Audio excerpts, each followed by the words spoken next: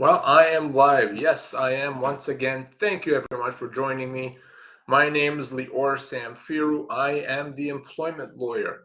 I'm one of the founding partners of Samfiru Tumarkin LLP. Yes, we're the largest employee side firm in Canada when we're here, and I'm here to answer your questions about employment law, about workplace rights, and tell you what you need to know about your job. If it has anything to do with your job, your rights in the workplace, if it has anything to do with your employer, your boss, your manager, this is the time to ask the question and understand what your legal rights are, to understand what the law can do for you. So again, I'm Lior Samfiru, one of the founding partners of Samfiru Tumarkin LLP. We do operate across Ontario, BC, and Alberta. And I come here every Wednesday at this time for one purpose and one purpose only, to solve those workplace problems. So I'm live. Ask your question. Take advantage of me being here. Maybe your boss just threatened you with something. Can they threaten you? What should you do? Should you say anything about it? Who should you say something to? Ask the question. Is your job changing? Has it changed? Did you get more responsibilities, less responsibilities? Or your hours change, your pay, whatever the issue? What can you do about it? Don't need to wonder anymore. You can just ask that question right now. I'll tell you what you need to know, and you can walk away with that information. We can continue going. You have the questions, I have the answers. So ask your questions right now and I'll answer them.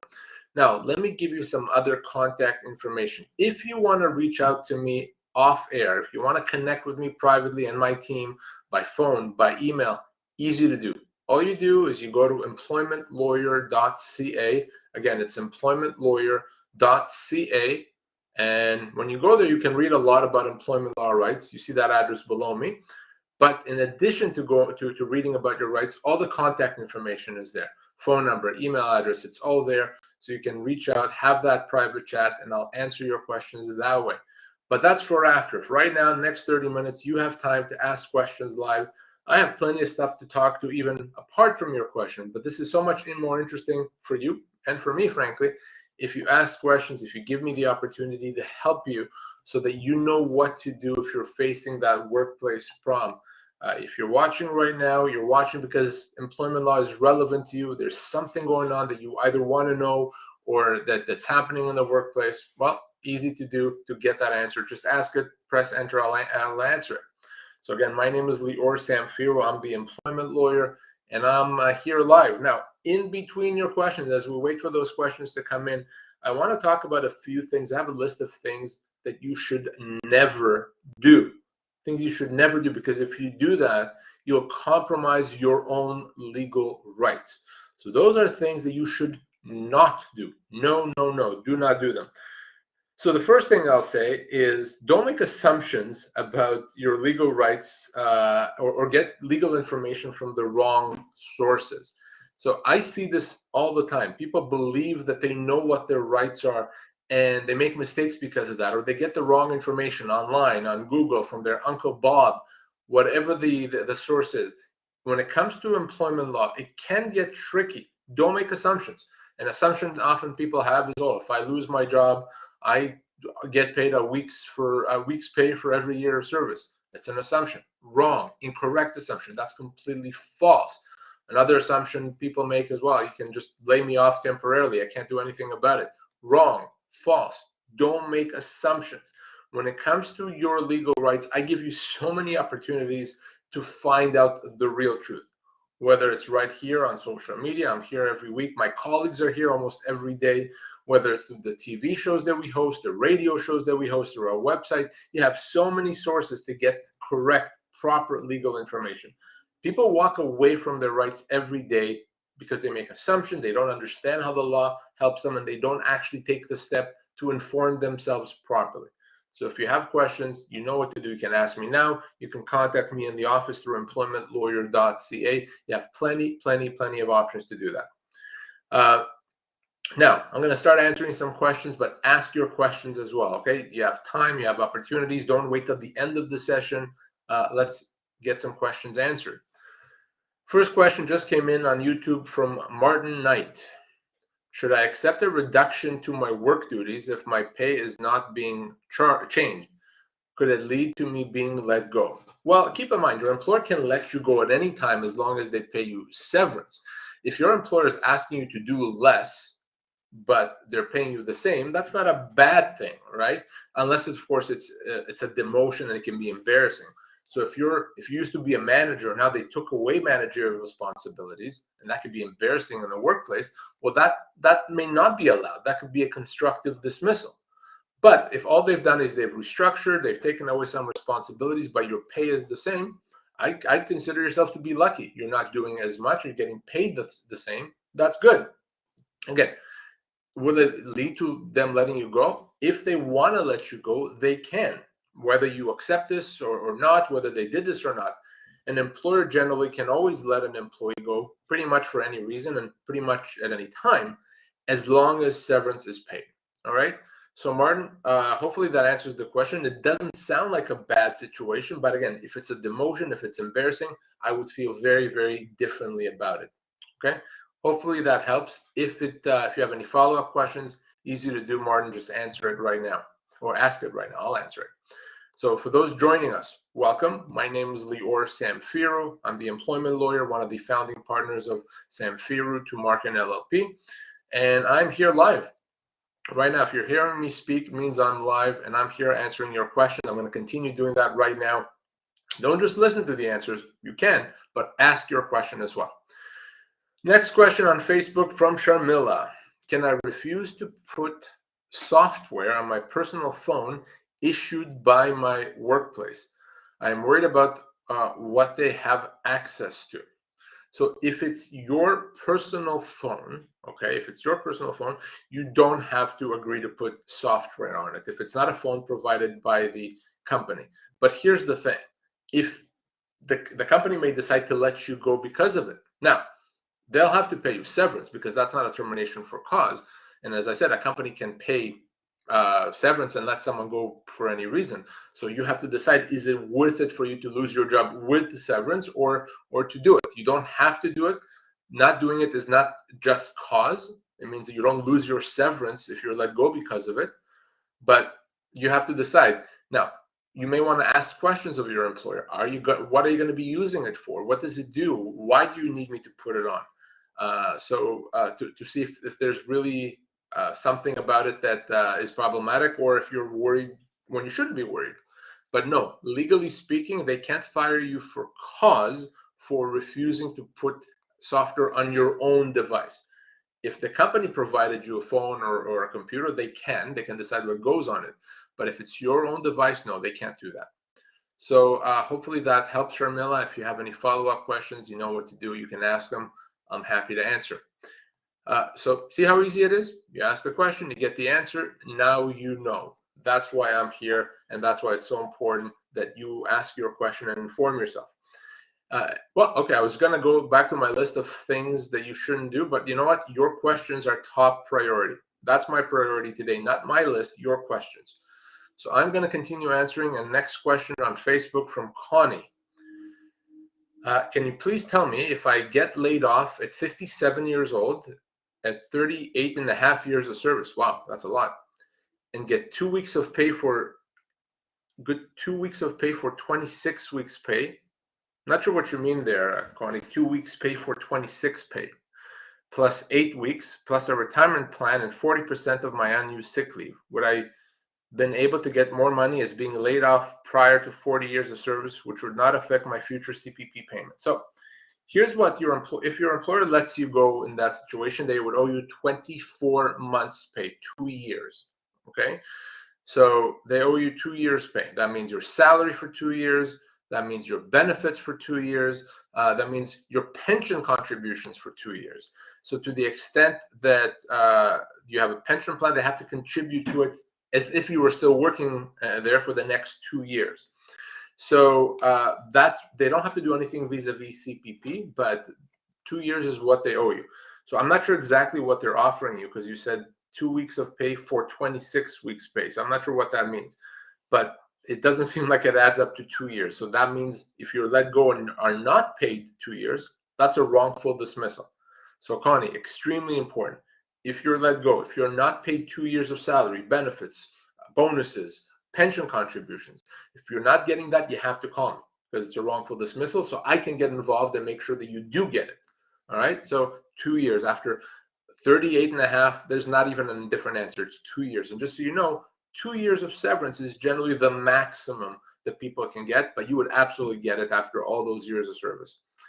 So Connie, hopefully that helps and answers your questions. If it doesn't, no problem. Ask a follow-up question. I'm still here.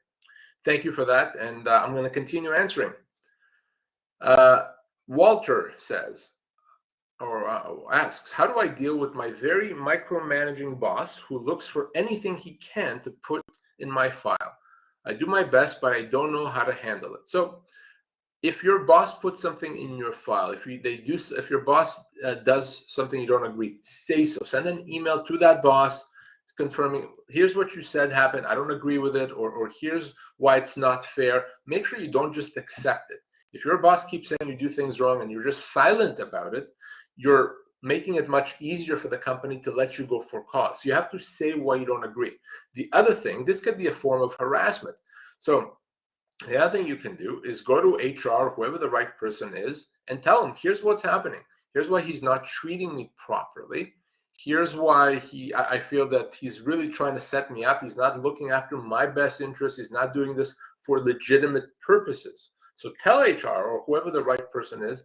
But again, if you're getting stuff put in your file and you don't agree with it, or there's a different side to the story, there's an explanation, say so in writing so it's clear that you don't accept it.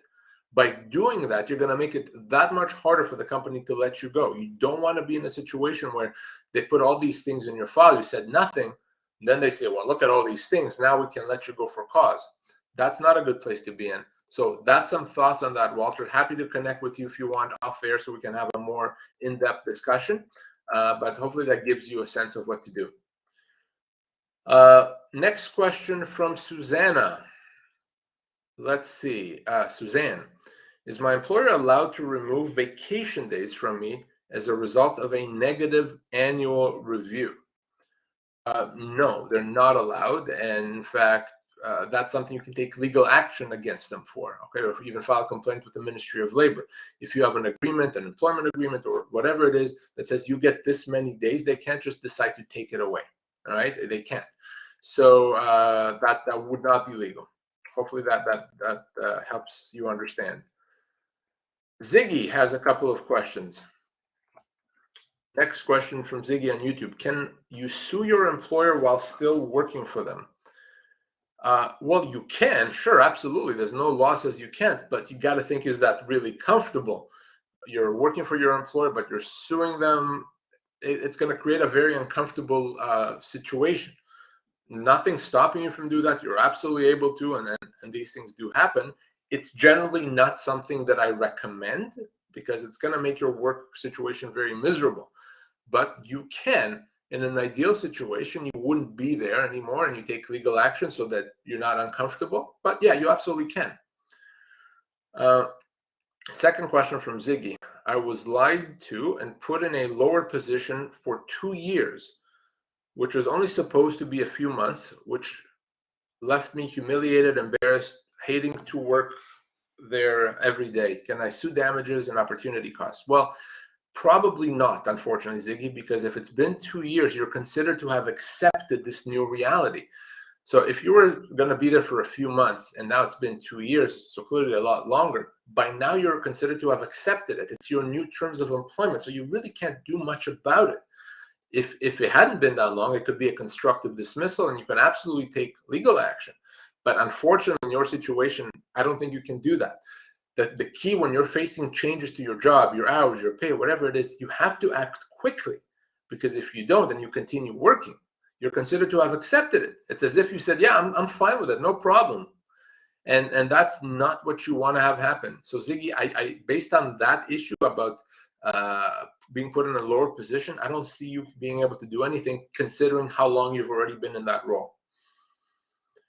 All right, those joining us, welcome again. Thank you for joining me. My name is Lior Samfiru. I am the employment lawyer. I'm with Samfiru Tumarkin LLP. We work and operate and help people across Ontario, BC, and Alberta. And I am here for you and at your service to answer questions. I'm going to continue answering questions right now, but don't hesitate. You have some time now. You still have 15 minutes or so. Ask your question right now. Don't wait till the last minute like people often do, and then I can't get to it.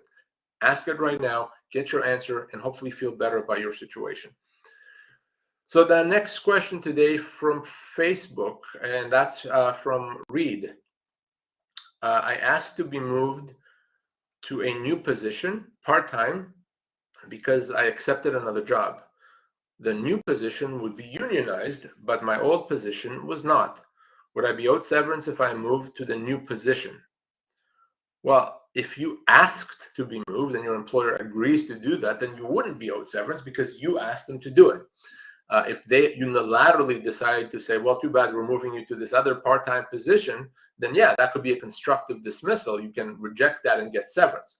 But if you ask your employer to do it and they are simply doing what you asked them to do, then no, severance wouldn't be owed because your employer is not doing anything wrong. They're doing what you asked them to do. So hopefully that helps you and clarifies how that works. Follow-up questions, Reed or anyone, ask it. You still have time. I'm happy to answer follow-up questions. It's not a problem. I just want you, when you turn off your computer today, to have had all your questions answered. That's my goal. That your questions, whatever those questions are, whether it's 1 or 5, that you've had them answered. Now, in between your questions, I was going through a few things that you should not do, a list of things that you should not do. And the next one, and it relates to what we've been talking already, is you should never accept significant changes to the terms of your employment. So if your employer wants to do something that's a significant change, they want to demote you, they want to reduce your pay, they want to change your hours, don't accept it. And here's why.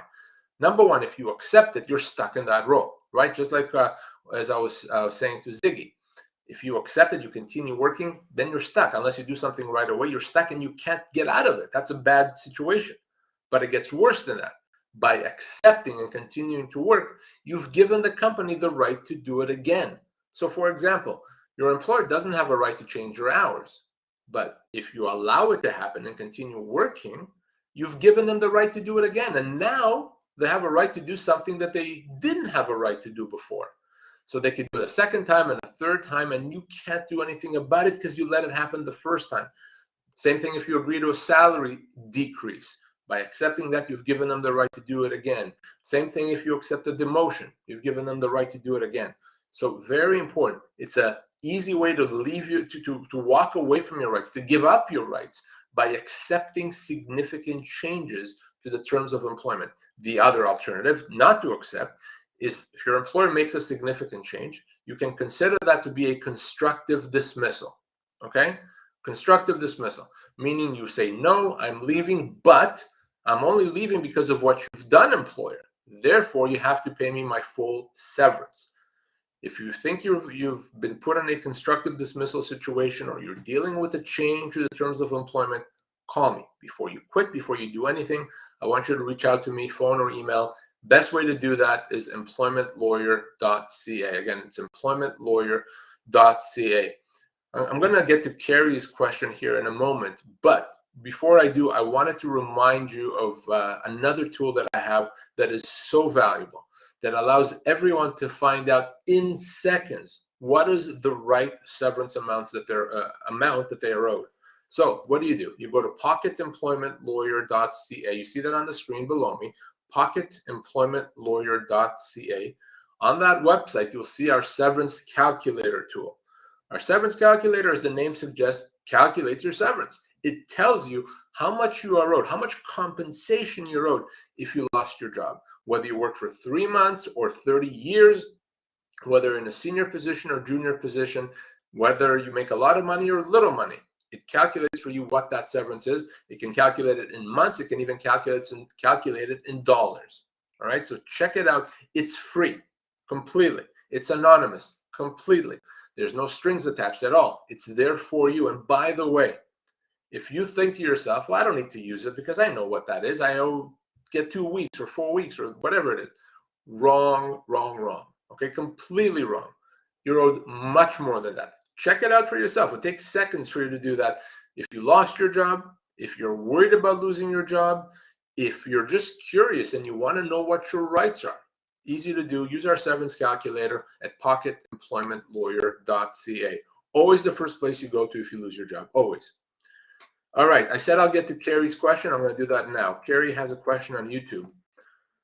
What is the best way to deal with harassment in the workplace? My wife has a very aggressive coworker, is unsure what to do about it. So first of all, the first thing your wife has to do is have a way to prove what the coworker is doing. Because if confronted, the coworker is not just going to admit it, right? The coworker is going to say, I did nothing wrong, right? So your wife has to have a way to prove it. So for example, that may mean having recording the coworker, having a recorder in her jacket and recording a conversation. That works just fine. That may mean having emails. That may mean sending someone an email after that coworker does something, confirming what happened so that there's that written record. That may mean having a witness. So have the way to prove it. Once you have that proof, go and tell someone. Tell the HR manager, tell the owner, whoever the right person is within that organization. Tell them what happened, give them that proof.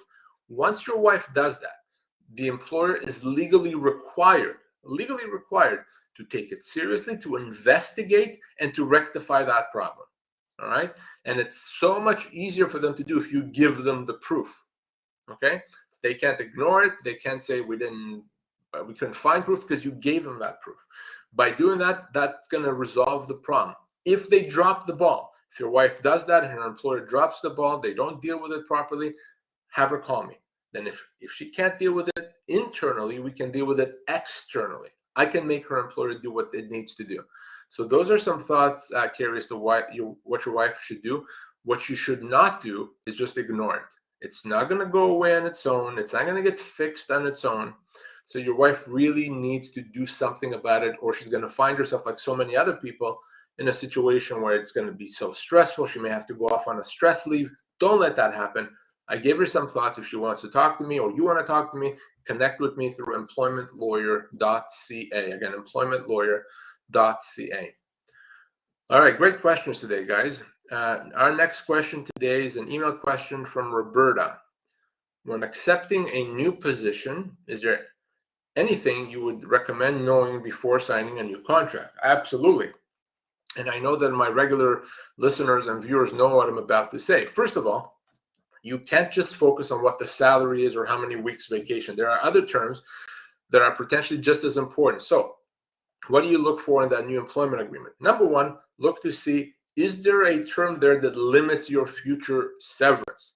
Yes, believe it or not, you have to think about termination and severance when you accept the job offer, because there's potentially a term in that job offer letter in the employment agreement that could cost you tens of thousands of dollars, maybe even hundreds of thousands of dollars at some point if it tries to limit your future severance. So is there anything like that? Take a look, read it carefully. Usually, if your employment agreement mentions the issue of termination and severance, it's to limit your severance entitlement. So very carefully read it. Other thing to look for, are there terms there that allow the company to change the terms of employment? For example, is there something in the agreement that says the employer can change the job description, the pay, the hours of work, the responsibilities? You don't want that to be there. You don't want the company to have carte blanche to do whatever it wants. A very bad idea. Is there a term there that allows the company to lay you off temporarily? An employer does not have a right to put you on a temporary layoff unless you sign an employment agreement that gives them that right. So you want to be very careful. Is there a non-compete? Is there something that's going to prevent you from working in the industry? So there's a number of things. These are just some examples of things you have to look for in that employment agreement.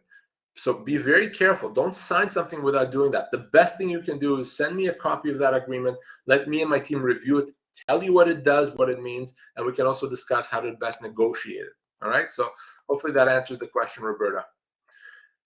Next question here comes from Ellie on Facebook.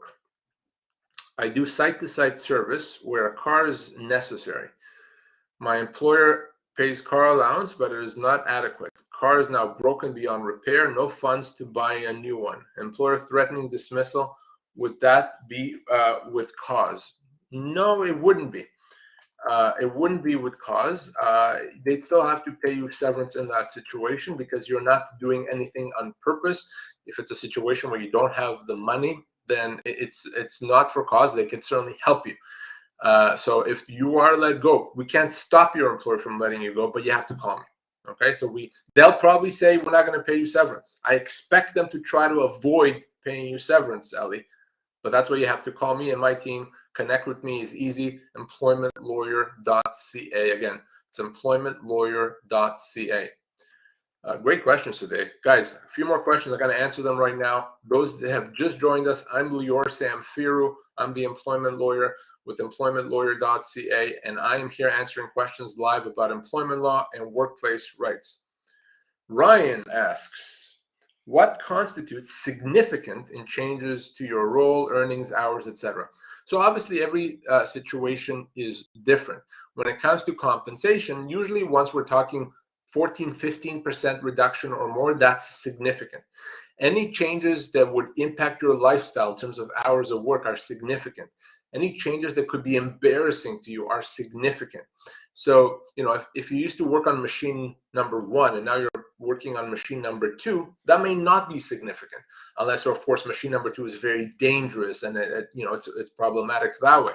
So I would have to know a specific situation in order to tell you whether something is significant. That's why the best way to assess your matter is to call, and we can have a proper meeting, a consultation, so I can find out about you, about your job, what your employer is doing, and tell you if the law would consider it to be significant.